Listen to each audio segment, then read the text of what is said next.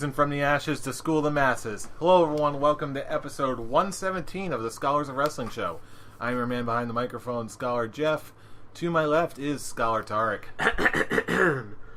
Who is ready to go to the extreme? Snap into a Slim Jim. Or I could just drink my Mountain Dew, because, you know, that's extreme. 90s, here we come. And to my other left is Scholar Brian. What's up, sir? Who's ready to go to the extreme? Who really cares? I kind of do. Well, you're wrong. My opinion is wrong. Yes. In certain matches, I will say they are important. Some of them. No, just not feeling it. Well, you know what? We'll get into all of that. And there's a special pill that can help you feel it. It's okay. I don't even think the pill will work. Okay, this took a weird turn already. As hesitant as I am. It's the pay-per-view prediction show. What did you expect? For WWE Extreme Rules 2016. But before we get to that, let's make things even a little bit more weird with a tiny smidgen of backstage news. This one is just, with what you showed us what backstage news is, this is more than just a peek. It's just a quick beep behind the curtain and checking in on a little backstage news. I know I had to go a little different with this one. It's a little smidgen of a news. We'll talk about Extreme. I'm sure you've heard the news this week. Stephanie McMahon is writing a book, apparently. And that's another reason why they're trying to give her a little small face turn.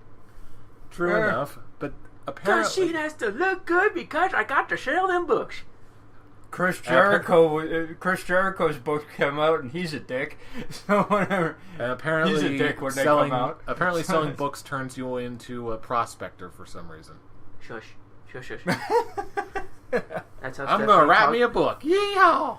That's how Stephanie McMahon says it when she's with Triple H in their bedroom dressed up as a cowboy. We'll just leave you with that. Weird. No. Oh, no. Just picture it. We can go weirder. Yeah. Because apparently... I'm not sure exactly what the context is. Yeah. But, shut up. I don't know what the context is, but apparently the WWE has also trademarked the term Lady Balls, which has led many people to speculate that that is the title of Stephanie McMahon's autobiography. Lady Balls. The silence says it all. Yes. You would think Stephanie McMahon would try and have more dignity with that. She's a McMahon. You know what? I have to see it to believe it, because I seriously doubt someone like Stephanie McMahon, who will be writing her first book, has Lady Balls as her title. But I will say this. Lady Balls being the title will make me actually buy it. I was going to say that. It's so ridiculous that I would actually be tempted to check it out with that title. Yeah. I mean, like, it's a good story to be told. Not to mention... it's a good story that she has to be told, so yeah, write a book. And then add in the title being Lady Balls? Yeah, must buy. Okay. Why are you two so into it more than I am? I am just... Because I love the title. You don't even know if this is the title. They just... If it's the title, I'm buying it. That's what I'm saying. the word. Okay, hold on. Just back it up for 1 second. Let me just propose a hypothetical scenario for you. She's writing a dirty book, and it's called Lady Balls. No. Work with me here. I'd buy that, too. So she writes the book. Her fantasies with Shade. What? Oh, no. You wanted weird, it got weird. You wanted even weird? All of a sudden, I'm watching Raw, and all the Stephanie and Shane segments, I'm just like, oh my god, just make out already. Yeah.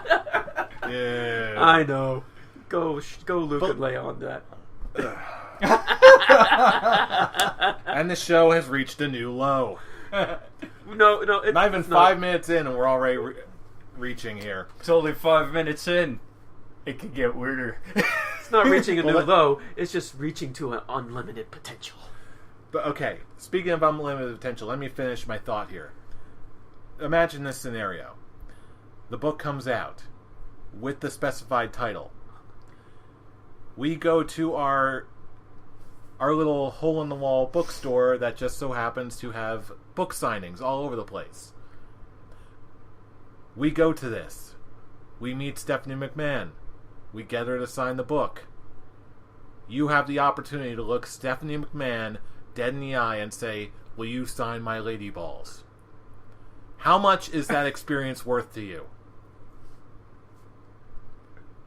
To go up to Stephanie McMahon, an executive in a multi-million-dollar company, and say, will you sign my lady balls? Really? Because that's the kind... I would sign up for that opportunity. Yes. I seriously would. I would just sign up to meet Stephanie McMahon, period. No, but to meet Stephanie McMahon... The possibilities, sir. The possibilities. The possibilities of what you could say. The double entendres alone. I would say, how does it feel to have your dad do physical altercation with all the women that he signs to his company? And then get kicked out of the arena. Thank you, Stephanie! It was a pleasure meeting you! See? I want to party with you! I want to party with you! I want to party with you! See, the possibilities. The possibilities. Honestly, She I was a would little lukewarm at this, but I was like, you know what? Something tells me not only is this so ridiculous that it might actually happen. She wouldn't do it at a local bookstore, though. It would have to be at like a Barnes & Noble or something. A big corporate bookstore. Like, I don't see them doing it at Bookends or anything. I don't know. They had some pretty big names come through there. Bigger than her. Like who? Like, I'll look it up for you in a minute. But in the interest of time, yeah, again, just wrapping this up while I look this up and we continue on with the show. Honestly, the more I talk about it, the more I verbalize this, the more I actually really want to see this actually come to pass. As we're describing it. The title of her autobiography must be Lady Balls now, for me in order for me to buy it. Don't disappoint us, Stephanie. You can do it. But anyway, speaking of things that are going completely out of control, let's move on to what is probably going to be the least extreme portion of this show so far. Let's move on to Extreme Rules 2016. I feel like WWE actually forgot the meaning of the word extreme. If you thought Extreme Rules 2015 had lackluster build-up, have we got a new low for you? I even remember last year making a joke about the whole Mountain Dew thing and the fact that they had Mountain Dew sponsoring it. Yeah. I'm just like, you know what? I give up. Extreme WWE's term of extreme is skater dudes and just having the weapons there but not really using them. Well, then again, now we have unless a it's match. a steel chair and a table. We have a match that is based off of the murdering of a plant and a coat. You know what? We'll get to all of that. Let's go down the card one by one. Kicking things off at the kickoff show. You were just trying so hard to keep that in, but you just got that little giggle out because you were just that unintentional pun. I did not mean to do this, but we're doing it anyway. We're doing it live. Dolph Ziggler versus Baron Corbin. No disqualification. Who do you got?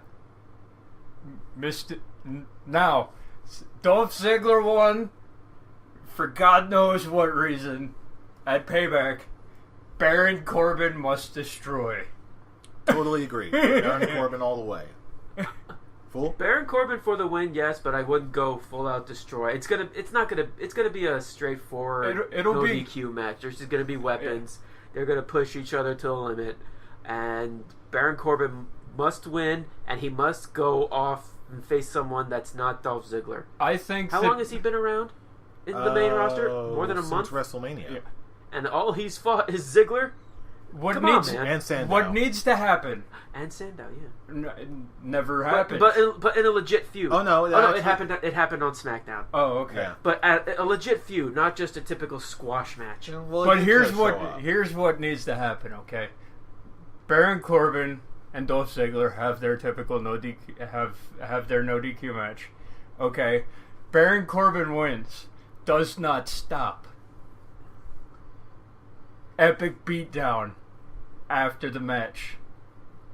Baron Corbin needs to look Roman Reigns strong coming out of this in order to get back what he lost by having Dolph Ziggler actually win in his first big pay-per-view match. My eyes. I'm not sure if I would go Roman Reigns strong, because I don't think I think only Cena can go that far, but I still know what you mean. One thing I actually like when Baron Corbin actually shows some character, he has this, I don't care about what you've done or where you've been. I'm going to destroy you. I don't care. This I don't care attitude from Baron Corbin. I can see that being utilized in a number of ways. Just, again, maybe a Megaton beatdown after the match. That's one way they could do it. And because you just said that, fool, I don't see him just basically going all out, trying to show dominance. I could just see him, he takes the win, he raises his arms, he tells the ref, I don't need you. Celebrate, I don't care, I actually don't care. Walk, and just kind of kicked Ziggler's head out of the way. Excuse me, while greatness walks through, and he just walks away not caring. He's like, because I'm not. Another way to do it. There you go. I'm not here to impress you. I'm just here to win. And everyone else means nothing to me. What you have done, like you said, means nothing. Yeah, so there's the possibilities. It's like, It's like, Dolph Ziggler's trying to get up, just puts his foot on his head. Excuse me. He's like, get out of my way, whoever you are. Person.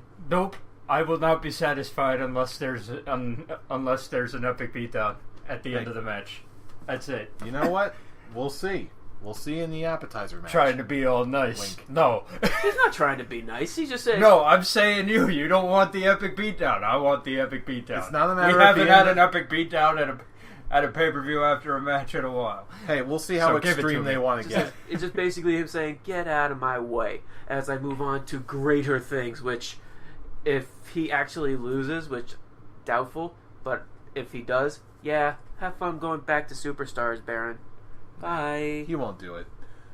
But anyway, actually just announced, as of this night's SmackDown, I didn't even see this on the .com yet, we've got a tag team match, a tornado tag match, actually. The Usos versus the Club, Carl Anderson and Luke Gallows. Fellas, who do you got? My biggest problem with what's been going on with the whole quote-quote bloodline versus the quote-quote club is this whole thing has kind of been one-sided. The Anderson and Gallows, hell, this past Monday just showed it. It was nothing more than a glorified squash. And what I mean by glorified is it wasn't a quick match. It took 2 segments.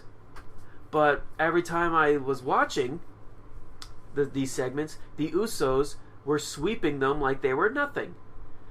And it looks like the only time when Anderson and Gallows actually had offense, it was during the commercials. And then when they came back, they still had the moves. Then all of a sudden the Usos break out, and then it was back to sweeping the floor, and then it was a nice clean victory, 1, 2, 3. Anderson and Gallows should have been in this as a dominant faction, but they're on the same... Man, this really hurts to say it, but in my opinion, they're on the same level as J&J Security for Seth Rollins. I wouldn't quite go that far.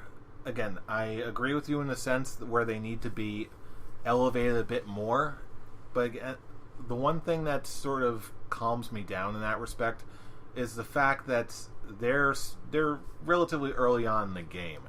They really just got started on the main roster, and besides, that's even irrelevant to what we're talking about right now, because everything we talked about just now, that tells me that the Anderson and Gallows need to win tonight. I will say Sunday. this. I will say. It's going to be the weekend by the time this goes up anyway. I will say this. Okay, this is my opinion. It's probably shared by Tarek. If Anderson and Gallows do not win at Extreme Rules, put a fork in them. They're done. Any credibility that they have is done. Way too soon. Nope. They're actually bringing in their history in New Japan into this. They're not just simple. They're not just simple guys fresh out of the box. Because that's how everyone knows them. If they didn't say it, people would complain. You can't not say it in this day and It's age. the equivalent of WWE completely mawing over WCW guys back in the day. It feels like they bought in the club. I want a sandwich, but it feels like they brought in the club. At least to me, it feels like they brought them in to be fodder for Roman Reigns and the Usos, because they've won a match. They won their opening match against the Usos. They won the first couple matches. And then ever since then, it's just been them getting run off by Roman Reigns and losing. It's what I've been saying with Roman Reigns. It's every time I see him just coming in and just not taking damage and just beating everyone up. As soon as you said not taking damage, I'm like, it might just be me, okay? But if they lose at Extreme Rules, in my eyes, there's no credibility anymore. There's none. While I will agree that they need to be booked better. They need to be look more stronger, more physically threatening. I can't go to the extent that if they don't win tonight or on Sunday, if they don't win on Sunday, they're done. That's a little too far in the other direction for my taste. I won't say that they're done, but it would definitely hurt them. Agreed. Yes. It will hurt them a lot. Yes. Totally agreed. It's just like they got so much buzz when they first came in. Like the first couple episodes of Raw that they were on, this unstoppable force, Anderson and Gallows, and then they lose. They get taken out by Roman Reigns, which, fine, whatever, and then they lose a bunch of times to the Usos.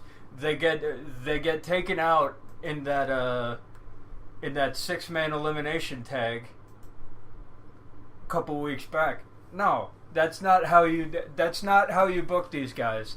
And losses, which I don't think they do. Especially after this week, they didn't look good.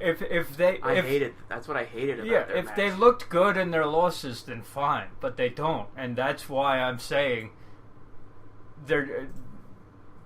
I'm not gonna think of them as top tier if they lose to the Usos at Extreme Rules, because it doesn't make sense. None of what's been going on with these guys has made sense in the last month. You can add Roman Reigns and AJ Styles to that statement, but we'll get to that. We'll get to those two when we talk about the main event.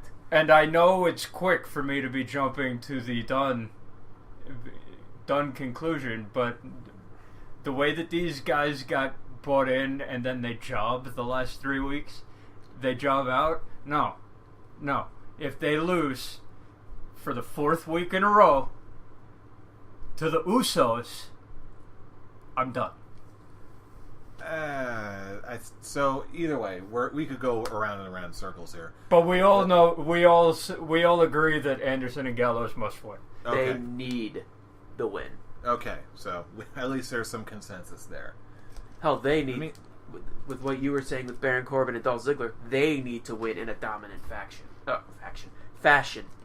And have a beatdown at the end too. Give me 2 epic beatdowns. You know, that will be the beatdown that we're gonna get. Give me 2 of them. Now, you want to talk about beatdowns? Speaking of, let's move on to the next match: Kalisto versus Rusev for the U.S. title. Talk about beatdowns. Who do you got? Honestly, the way they're building this up, of Kalisto being the next Rey Mysterio, it would not surprise me one bit if Kalisto walked out still the champion. I can actually see this feud going on for a while longer. I certainly hope it does. I see this being a quick pin match.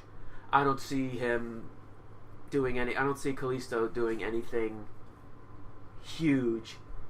I feel getting like to beat this one, I especially feel like since he's they're trying gonna to surprise repackage him. Rusev. I It's going to feel be a that surprise pin. It's Exactly. going to be a surprise pin, and then Rusev 3 epic beatdowns.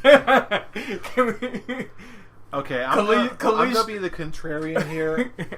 I want to see this again. I agree with you, Fool, that this should go into an more extended feud because I like Rusev, and they need to give both these guys something to do. I'm gonna take the wild card here. I'm gonna say Rusev takes the U.S. Championship, and it goes into almost becomes like a mountain for Kalisto to climb. I just feel like they've been building him up so much as like in the last couple months as like a giant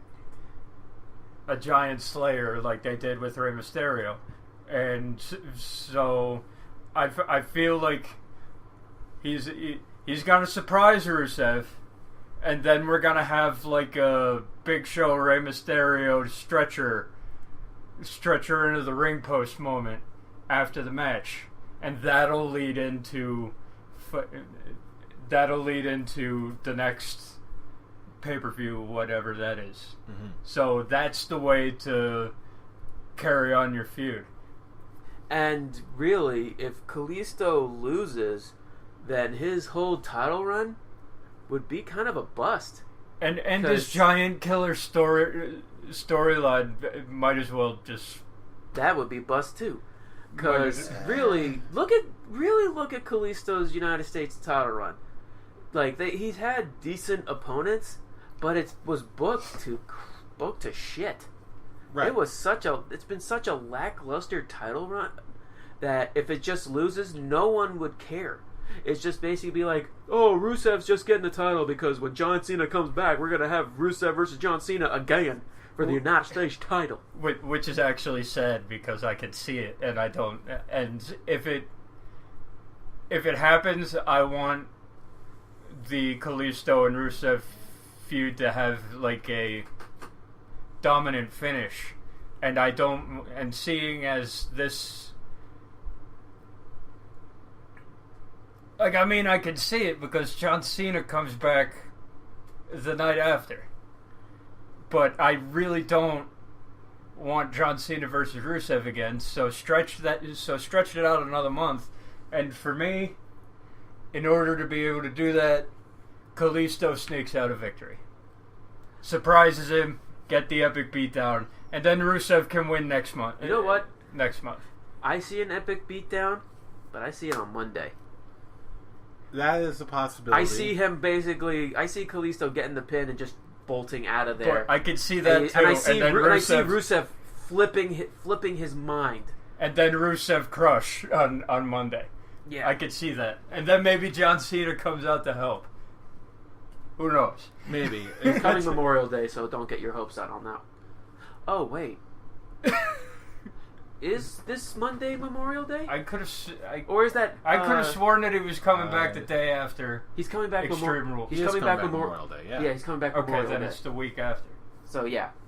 Okay, so we've got Kalisto, Rusev? Yep. Okay. KKR. In the meantime, now things are really getting good. Because what's next? We've got the tag team title match. The New Day versus the Vaudevillains. Who loved their segment Monday? That was fantastic. That was one of the only Derriere squares. That was the... I want to get a box of Derriere squares. That was the highlight of the show for me, and I find that sad.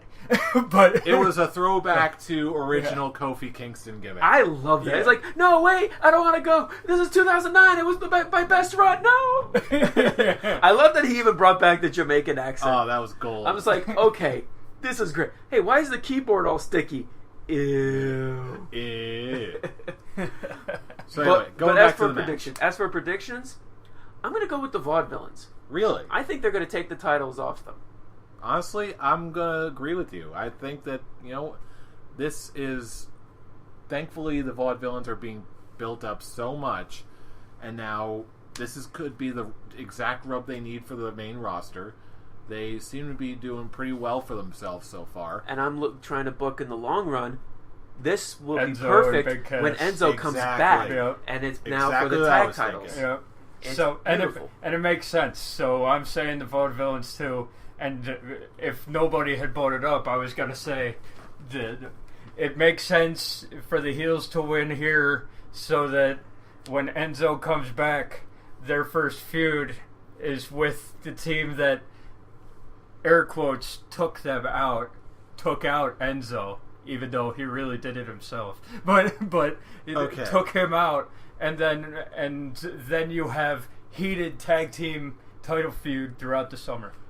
Okay, so imagine this. Would you say that, let's say the Vaudevillains do end up winning, would you say that after the match there's going to be an epic beatdown on the New Day? No epic beatdowns. And then Enzo comes back with Big Cass and saves them? No, they're saving that. No, because actually we don't need to legitimize the Vaudevillains as credible tag team champions. Yeah, and we don't after the match. I mean. And we don't know how Enzo is healing. After the match. We don't know how Enzo's healing. Okay, so that's fair. Maybe next month. Actually, I believe that Big Cass has actually said that he's back and good to go. He's healthy again. I just don't. With all the epic beatdowns that I have planned for Extreme Rules, that's not one of them. Okay. Okay. That was actually partially a joke on my part. Speaking of Big Cass, is it just me, or did Big Cass seem a little lost this Monday? I like that he said goon. I laughed hard when he said goon. I feel like he seems like he's a little bit out of his element, but compared to where he was when I first saw him on NXT. He was a shit show when he first came on NXT. When I first saw him, I thought this guy was absolutely terrible, and Enzo's carrying him. He's pulling his own weight. He's workable. He has his bad nights every now and then. For the past couple of weeks, yes, I agree with you. He has been holding his own. But when he's trying, I feel like he tried too hard this past Monday, trying to be more Enzo-esque. And the whole Urkel, did I do that? Kind of hurt. I was like, wow, that's reaching a level as suffering succotash with Roman Reigns. They had the Roman Reigns writers write his promo this week. The fact that he actually all by himself took out the Dudley Boys was that was a little. I'm like, okay, now you know what? Now I'm seeing that Vince McMahon definitely sees a big future for Big Cass. But you know what? With Big Cass, I'm fine with it. Yeah, with Big Cass, I'm okay with it because they're gonna take their time with him. Yeah, Roman Reigns was taking out people like the Wyatt family, like big names, when he first came in, and you're like, he's going to the. Big Cass is taking out the Dudley Boys. It doesn't bother me. It doesn't bother me if he came out and just started taking out people, like started taking out the club or whatever, started taking out the club, started taking out the Usos and Roman Reigns, I'd be like, okay, pump the brakes, Bruno. But he's taking out the Dudley Boys, who they have been feuding with. So I'm like, okay, that's fine. Yeah, the way it's presented, it's still good with me. And we know that they're gonna keep him. We know that when Enzo comes back, they're gonna keep him in the tag team division. So right. It's not like they're trying to jump him off into a new direction. We know where he's gonna be. Right, exactly. So I think we're all in agreement here. Vaudevillains take the titles. Okay. They need it. Oh yeah. All right, next match, another good one. Probably not. I'm not sure if it's gonna be this. At this point in the show, but who cares? It's going to be awesome. Dean Ambrose versus Chris Jericho in an Asylum match. The match itself, gotta be great. Okay, no doubt. The build-up. Oh my, the build-up. This is based off of the murders of a potted plant and the glitter jacket. I'm like, I wouldn't say it's based on that. It's more just those things were used as a plot device to continue the feud that was already going on. I know, but did that really? It was entertaining. I was entertained. Because these guys are both great talkers. This particular when they started explaining what this match was and what everything was, I'm like, did Vince Russo write this feud for this match? For this match in particular, he wanted this match, and he was like, well, okay, so Jericho's gonna come out. The build up to Payback was great. And then, okay, so we're gonna have Jericho come out. After Dean Ambrose gets his Ambrose Asylum segment taken away from him, because he's being a douche to the boss, which is expected. And then Jericho comes out, beats him up, and then nails him in the back of the head and kills his potted plant. Okay? Hey, In revenge, the next week, Dean Ambrose attacks him from behind when his match with Big Cass, we're gonna put it in the main event. We're gonna put it in the main event. It's not even gonna be a match. It's just gonna be Dean Ambrose attacking him in the dark, putting on his jacket, and then tearing it to shreds while Chris Jericho cries on the outside. Hey. And then we're gonna put it into a match and make up a match called an Asylum match. Now, the match itself, okay, it's gonna be great. We all know who's winning. There's no doubt. Say it on three. Here. 1, 2, 3. Dean Ambrose. Okay, so there's So our it's like, prediction. he didn't say anything.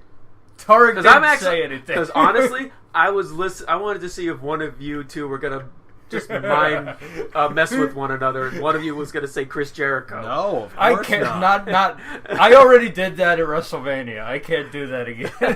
I did that at WrestleMania and was right. I don't feel certain that. I'm in your head. No, because I think that this is it for Jericho. I think Jericho's done after this. I agree. I think he's doing summer tours and all that with his Unless band. he's going on the Japanese tour to start putting over maybe Nakamura or something But like that. this is to put Dean Ambrose back where he was before losing handily to Brock Lesnar. Okay. This was just to build him up. Jericho came in, did his job. Did his job that we thought he was going to do going into WrestleMania. Because at the beginning of the year, we were all like, before AJ Styles came out in the Royal Rumble, we were all like, it's going to be Jericho versus Ambrose. And we did get that, but now, yeah, it's an Ambrose, and you're grinning. What the hell's happening? Oh, nothing. I'm just glad we're all agreeing about something for a change. For a change. I still think the build-up this month was stupid. But again, it's not always in the delivery. Sometimes it's how you stick the landing. Hey, look at it this way. They actually took the stupid thing that on these feuds and actually killed them off. So now it's back to being serious. Yeah. And, well, I will admit, though, when the Asylum cage came down Monday and the weird music was playing in the background, I'm just like, it's interesting choice to just keep having the music keep playing, but it's kind the of music is weird. It was taking me out of the moment because I'm like, are they trying to build this like a horror movie or something? But now that you guys had your predictions, now it's my turn because I like to stall this. I'm also going to go with Dean Ambrose because he needs to keep his momentum going. Mm-hmm. Agreed. And again, we all know those guys are going to deliver. But speaking of guys who we know are going to deliver, let's talk the IC title for just a quick second. Miz, Kevin Quick Owens, second. Cesaro, Sami Zayn. Gentlemen, who do you got? Quick second. Sammy! Absolutely not. I could talk about this match for a long time. So go on and do it. Try and contain it. This was such a great storyline. It's the storyline of the past month for me. I don't care about most of the things that's going on in WWE, but when it's involving the Intercontinental Championship and these four guys who are actually doing a stellar job at being more interesting than what's going on with the World Heavyweight Championship. This is the storyline, the one storyline that has had me invested the entire time since it began. It's like there was never anything that was like, this is fucking dumb or anything.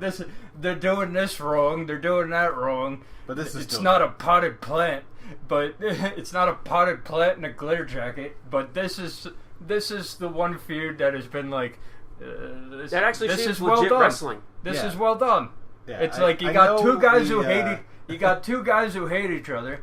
You got one guy who used the distraction of the other two to beat the fourth competitor at the last pay-per-view. Put them all together. Let's see what goes. This really is like two guys who hate each other, two other guys who actually are starting to hate each other now, and just merge them into something beautiful. Yeah, I'm loving this feud. I know this is sort of becoming a running thing, like you being a fan of the Intercontinental title, but this is like... It's not a thing, it's legit. I know. I love it's like a recurring thing. A recurring bit. But you know what? This is legitimately awesome from front to back. The only question is, who wins tonight? Sami Zayn pins The Miz. You know what? I'm gonna have to second you on that.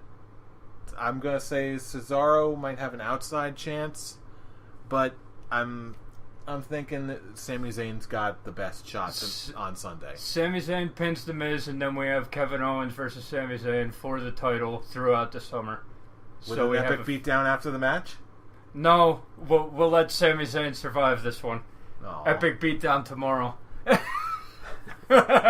Fool, who do you got? I'm being the odd man out on this one. It was actually a toss-up between two guys, and just because I like to have fun, I'm gonna repeat what I did with the last prediction show. I'm going with my man Cesaro. I'm gonna let you have it. I'm not taking that bait this time. But I need my other guy was Owens. I need to understand. Is this because it's your guy, or is there like reasoning behind? Well, he has been pushed. To be fair, he has been pushed pretty well the past few weeks or so. One other reason, I swear to God, Cesaro's streak of losing title matches has to end. I just feel like people who are booked strong going into the pay-per-view always lose. So when Cesaro's being booked strong going into the pay-per-view, I'm like, well, he doesn't. Zack Ryder didn't got booked strong before WrestleMania. He wasn't booked strong this week. He was in a match. He was in a tag team match with The Miz, and Kevin Owens took him out. I just don't. I feel like Cesaro, unfortunately, is the odd man out who doesn't get pinned, doesn't get a decision. He's there to make the match even better than it was to begin with. And that's fine. And so, the main cogs here are Sami Zayn. The main cogs here for me are Sami Zayn and Kevin Owens, it's the other reason really I see putting Sami Zayn and Kevin Owens out of winning the Intercontinental Championship is because I see them going in the Money in the Bank match next month. That but who says that they don't? Either way, they just don't have an Intercontinental title match. With how they've been started to rebuild the Intercontinental Championship, I see them still keeping the Intercontinental Champion separate from the Money in the Bank match.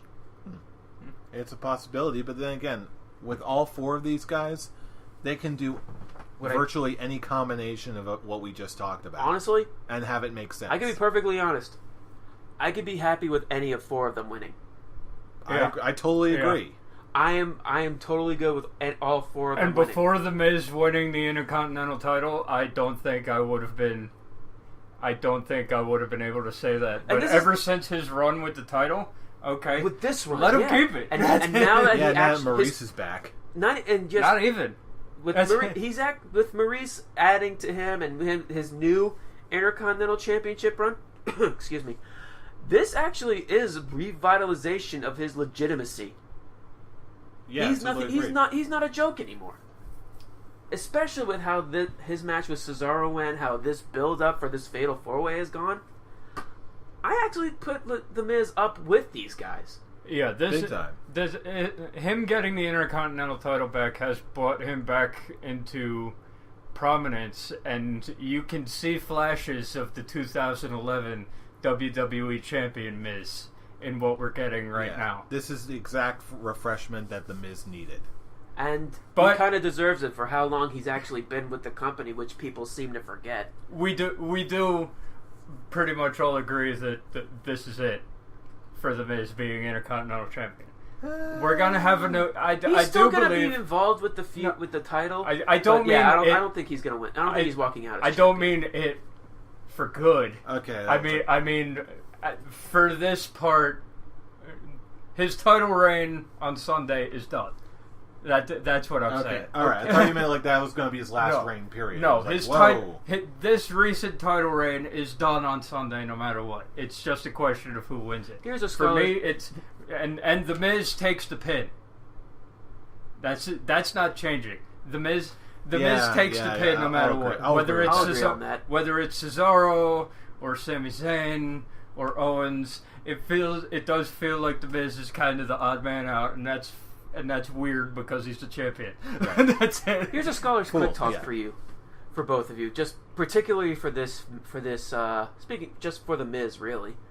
Do you see the Miz catching up to the number of times winning the Intercontinental Championship as Chris Jericho? No, not intentionally. He's at 5 now. No. And you're saying he will get the title back? That will be 6. I still don't think so. Getting there. Remind me, what's Jericho's record? 9. Okay, for some reason I thought it was like 10 or something. I don't think so. Which over time, if he has a longer career, like to the length of Jericho, I'm going to say I think he's got a decent enough shot, but not anytime soon. I'm not saying. So. I'm saying in general. I don't think so. I'm going to say yes. I don't think so. Well, time will tell. Ha ha. In the meantime, can we all agree on one thing?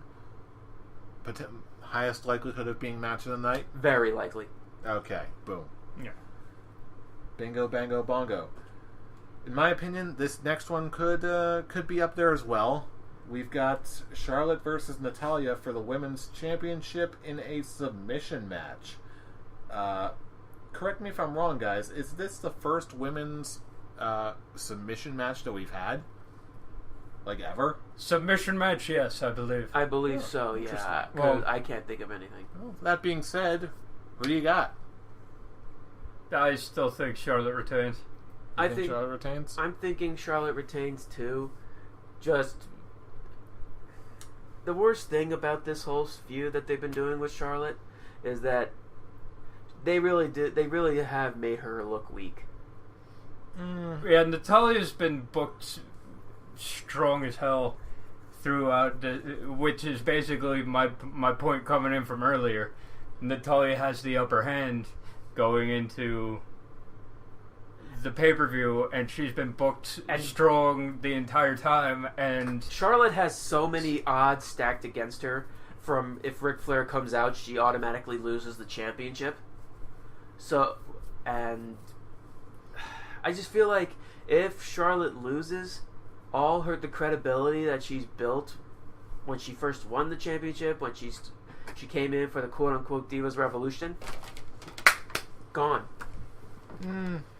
I wouldn't say it's entirely gone. I just don't feel like Natalya's been booked so strong, it makes Charlotte look weak if they come out. Just with the booking in general, it's like they're adding to the thing. They're making it so like, oh, Charlotte now is too reliant on her dad to help her keep the title, to a point where it's hurt her character, in my opinion, to a point where now it looks like she can't win anything without Rick. So she needs to prove them wrong. So she needs to prove them wrong. This match is to prove them wrong. And she will. And that's a story going into this. And you know what? I'm cool with that. And she will. Charlotte wins. Yeah. As much as I'd love to see Natalya get a thank you run with the title and then have someone new just turn heel on him, maybe start feuding with Dana Brooke or something like that, I don't know. I don't have hope that this is the time yet. It's just not. It's not, as much as I'm impressed with what Natalya's been doing lately. I'm I'm just not convinced that it's time yet. And yeah, let's triple kit it. Charlotte wins. And I can see it on the next night, her dumping Flair. It feels like that's face material. I think. I feel like that's been the build up the whole time. Just like Charlotte wins clean, and then just goes, I just proved that I don't need you. You can get back on your plane and go home. Yeah, I see that happening Monday, once she wins. I see that happening the next night. Her not having a stupid heel thing where she basically punches him or something. She just simply tells him, I don't need you anymore. I don't need you anymore. Hit the bricks, daddy. Hit the bricks, daddy. And she can do it heel-ish. This is now heel-ish to keep her heel, but yeah, not so overboard that hey, I'm gonna punch an old man in the face. She's not gonna pull a Stephanie. Yeah. Which they threw seeds in there. I'm like, is there gonna be a Charlotte Stephanie feud in the near future? Don't know. Interesting. Don't know. Speaking of Stephanie, that question you proposed We're earlier, not bringing back the book. Just to address this. Lady balls! I can't bring up a list of people that they've had previously, but just coming up, we've got, let's see, Anderson Cooper, Buzz Aldrin, they got Holly Madison, they got Freddie Prinze Jr. I know they've had all these big names come through. I just see Stephanie as one of those people who won't show up at a bookends. Like I said, at Barnes & Noble, yeah, but not at bookends. Oh, yeah, they just got a massive bunch of books and book covers of people who have come through. Yeah, Daniel Bryan was there. Of course, we met Chris Jericho there, Bill O'Reilly. Kevin Smith, baby! That was a good time. Yeah, Tony Robbins, Mary Higgins Clark, Jericho again, Ron Perlman. Yeah, politicians. Billy Crystal was there? Wow. Billy Cyrus, Tony Bennett. Yeah, Paul Stanley, Bob Saget. I mean, come on. It's not outside of the realm of possibility that this could actually happen. I mean, Lex Luger apparently was there. Oh boy, the list just goes on and on and on. So yeah, I'm honestly optimistic that when the time comes, he might actually might actually show up. Well, not with lady balls. All right, let's get back. All the lady balls. Let's just get back to the extreme. Oh, right. Do you really want to talk about the next match? Let's just take it home. The main event. Extreme Rules match for the WWE World Heavyweight Championship. Roman Reigns versus AJ Styles. Gentlemen, who do you got? The club turns on AJ Styles. Roman Reigns wins. Really? That way? Yeah. I feel like that's except they're banned from ringside. They're outsiders. They're not going to care. Yeah. Maybe there'll be a epic beatdown after the match.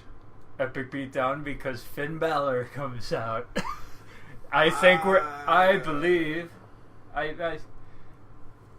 I'm not going to say Finn Balor just because of what they're setting up at the next NXT. Somebody. Roman Reigns wins. That's it. The only real thing about this feud, I even tweeted about it Monday. This feud completely lost me. I don't care anymore. I'm not interested of what's going on. The storyline is just it's been too repetitive.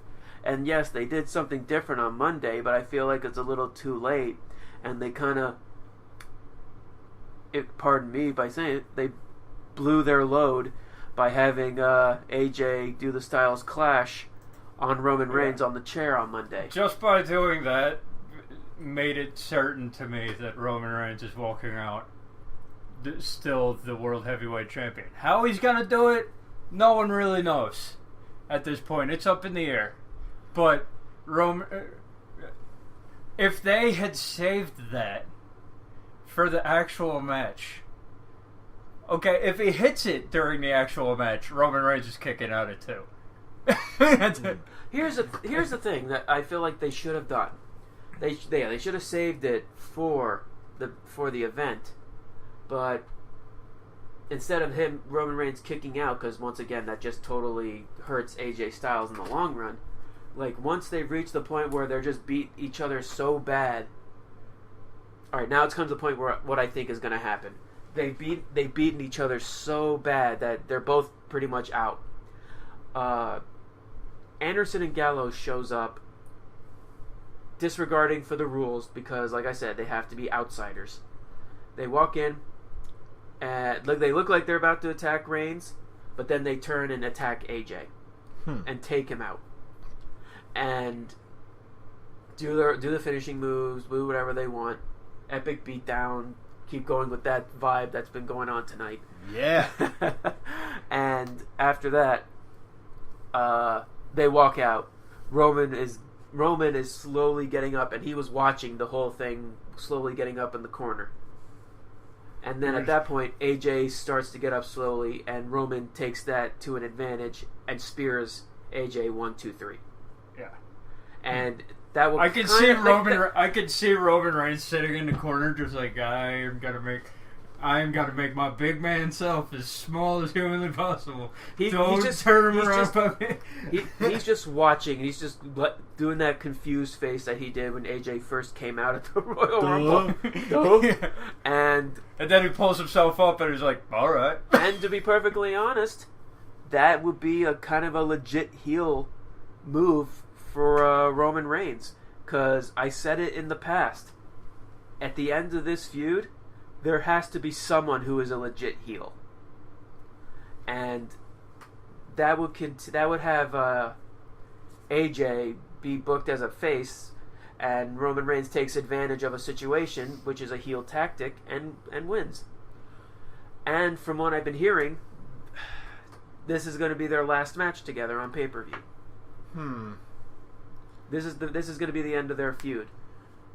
In that case, that makes me even more confident in my decision. He's going AJ Styles. I'm swinging for the fences, sir. I'm going AJ Styles. There was also the reason I'm saying Roman Reigns, because I'm just not convinced they're going to turn Roman heel. I'm not even saying they're going to turn him heel. I'm saying that they have plans for Roman Reigns at SummerSlam that involve the championship. So I don't think he's. And I actually know what I think I've read the same thing that he did. So enlighten me.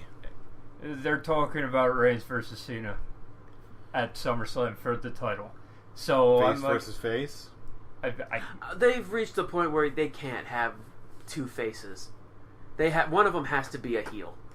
Yeah, they're gonna try to make it like a John Cena Batista thing when they were both faces at SummerSlam, but I don't see. I don't feel it working. What Roman Reigns has been doing this feud with the whole building up, who's gonna hit it, who's gonna attack each other first. Roman has been doing a lot of heel tactics, even though he is still being He's still being booked. I picked push and booked at the same word. He's being booked as a face, even though he's doing a lot of heel tactics. So I feel like this has to be a heel turn for Roman Reigns. Yeah. It needs to. They're talking about Roman Reigns versus John Cena main eventing SummerSlam, and the Wyatt family taking on the Club at SummerSlam. So I was like, well, since you put it that way. So I was like, you should have seen Jeff's eyes just. So when I saw that, you said the W and word. It's like, and it's like reputable sources. Like, so I'm just like, give me that. I'll take that. Roman Reigns can have his now. But you had me at Wyatt. So I was and the fact that did he reverse your decision?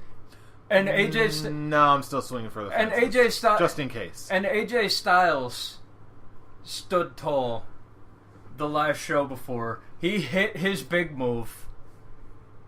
He hit his big move already on a steel chair. So I'm like, Roman Reigns. That's just making it so that AJ Styles got his moves in. got his oh shit moment before the actual match. Right. Once you get your oh shit moment before the actual match, most of the time you lose. You lose the match because you've had your glory shot. That being said, I only have one more prediction question for you all. What is the over-under on predictions as far as how many epic beatdowns we're going to get tonight? I'm going with 3. I will second that 3. I will third that 3. You got no arguments from me. All right. So the epic beatdown quantity is set at 3. Will we get all 3 beatdowns? Will we get more? Will we get less? You know what? You tell us. Let us know what you think. Get in contact with us through all the usual means. You can leave a comment on this video. If you like what you hear, give us a little thumbs up. We always like that. You know what we like even more? Subscriptions. So feel free to subscribe to get informed whenever we upload a new episode. Or you can also always just go on the Facebooks and look us up. Just look for the Scholars of Wrestling show. And of course, you can always follow us on the Twitter machines, our favorite pastime. You can check us out on our main Twitter machine at ScholarsOW. Fool, where can they reach you at? I'm at the Avataric. I am at Atomic Beanpole. And I'm Robbie Rage. All one word, no apostrophes. Well, that's another show in the books. We're looking forward to Extreme Rules. Here's another Scholars Quick Talk. Yes, take us home. How many weapons do you think are going to be used in the Asylum match? I'm going to say 12. And here's another one. Will the barbed wire 2x4 be used? They better. It probably will. I'll go. I'll push. I'll go 12. Doesn't?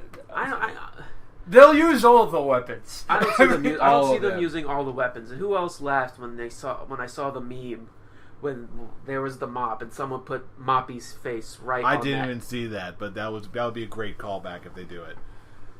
In the meantime, you know who we are.